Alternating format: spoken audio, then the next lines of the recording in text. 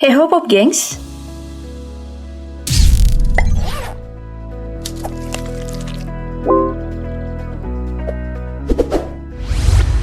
Bagi kamu yang suka berolahraga, tentu saja merek sepatu seperti Adidas dan Nike nggak asing lagi kan?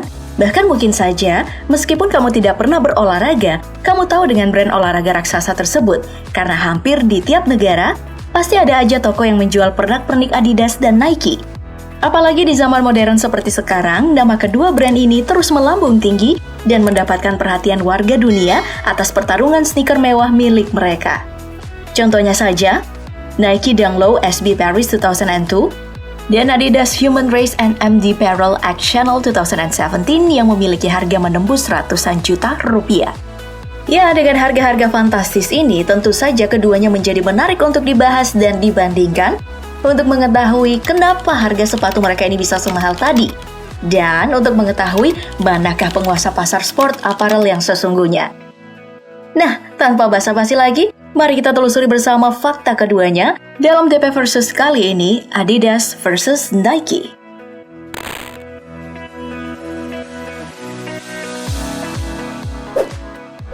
Sebelum masuk ke persaingan keduanya, mari kita mulai dari membahas sejarah singkat dari Adidas dan Nike. Dalam perjalanannya sebagai perusahaan yang besar, Adidas memiliki cerita yang dimulai pada tahun 1942. Saat masih bernama Dassler Brothers Shoe Factory yang dijalankan oleh kakak beradik, Rudolf dan Adolf Dassler. Kedua pria ini terinspirasi untuk masuk dalam bisnis sepatu dikarenakan mereka berdua sering mengikuti sang ayah, Christopher Dassler, yang bekerja di pabrik sepatu. Nah, pada awalnya, Dassler Brothers Shoes ini hanyalah sebuah usaha rumahan yang kemudian disulap menjadi usaha multinasional setelah mereka mendapatkan momen di Olimpiade 1936.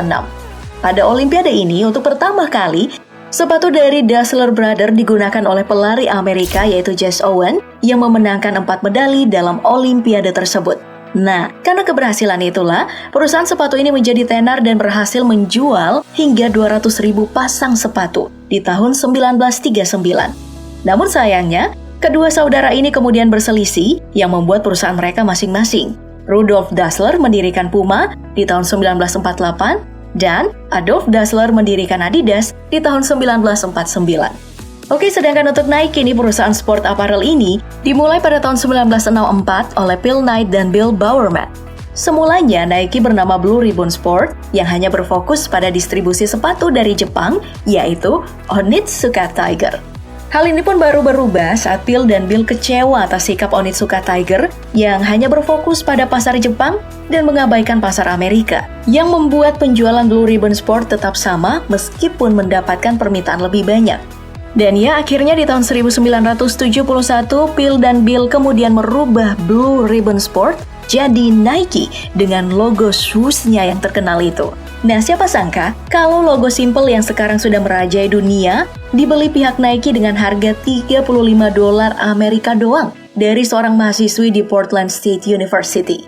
Nah, dari sinilah kita bisa melihat kalau pengalaman dari keduanya sudah berada pada level paling tinggi dalam dunia bisnis sepatu. Kalau dilihat dari lamanya pengalaman mereka berdua dalam merintis masing-masing brand, sepertinya Adidas masih lebih lama ya mengarungi samudra bisnis sepatu ketimbang Nike. Tapi, apakah Adidas lebih unggul dalam penjualan?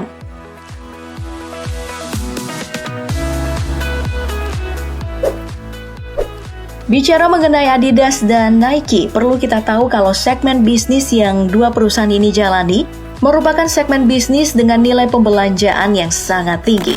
Berdasarkan data yang didapatkan dari grandviewresearch.com, segmen bisnis sportwear memiliki nilai pasar mencapai $288,42 miliar Amerika atau lebih dari 4.100 triliun rupiah pada tahun 2020 dan diprediksikan akan terus naik mencapai $479,53 miliar Amerika atau lebih dari 6.835 triliun rupiah di tahun 2025. Nah, nilai fantastis inilah yang kemudian menyebabkan persaingan ketat bagi perusahaan sportwear seperti Adidas dan Nike yang menjadi pembicaraan hari ini.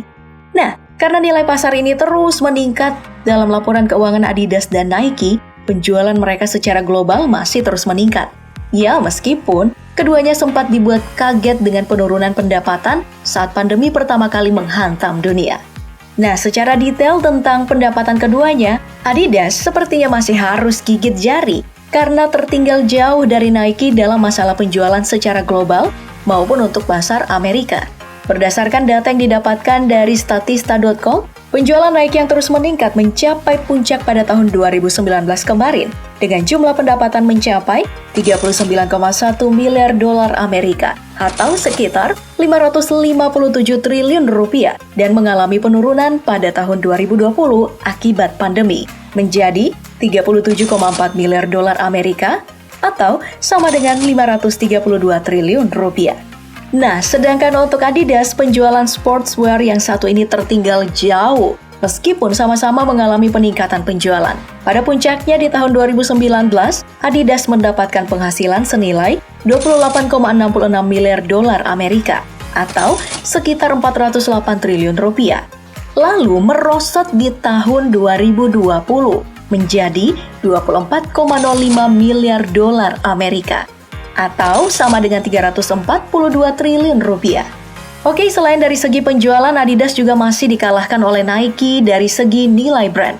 Berdasarkan data yang dihimpun dari Statista.com, Adidas berada pada urutan keempat dalam nilai brand pada tahun 2021 dengan nilai sebesar 14,32 miliar USD. Sedangkan Nike berada pada urutan pertama dengan nilai sebesar 30,44 miliar USD yang bahkan mengalahkan brand super mewah seperti Gucci dan Louis Vuitton.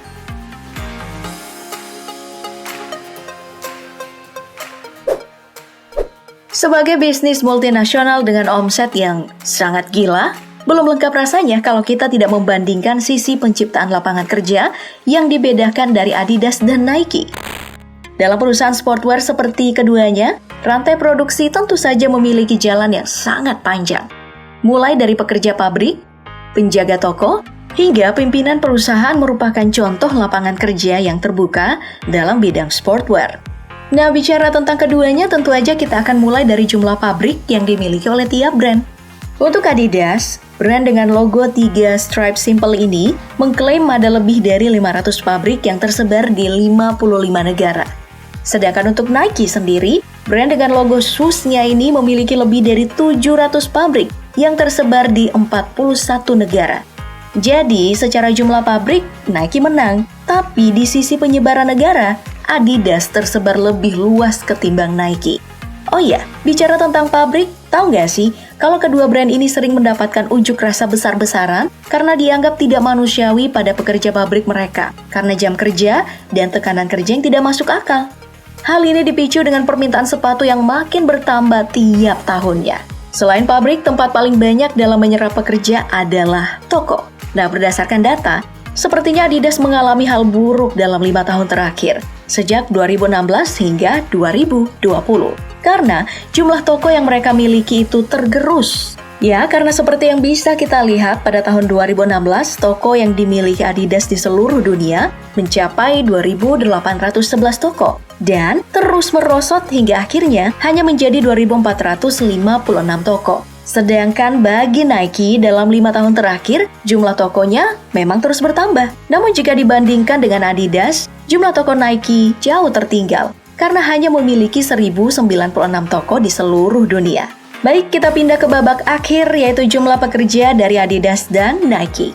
Pada bagian ini Pop Gang, siapa sangka kalau Adidas dikalahkan oleh Nike meskipun tadi Adidas memimpin dalam segi jumlah toko. Berdasarkan data yang didapatkan, untuk Adidas jumlah pekerjanya mencapai 62.285 orang di seluruh dunia.